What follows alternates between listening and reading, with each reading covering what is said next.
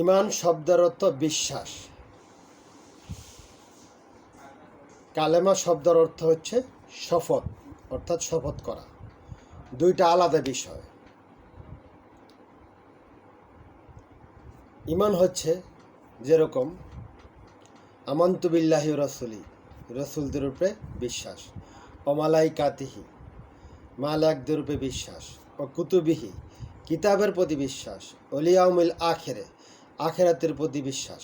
এই হইল গিয়া ইমান।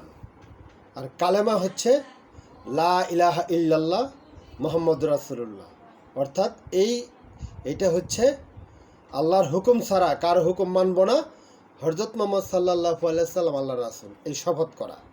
দুইটা আলাদা বিষয়। ইমান এবং কালেমা এক জিনিস না, দুইটা সম্পূর্ণ আলাদা।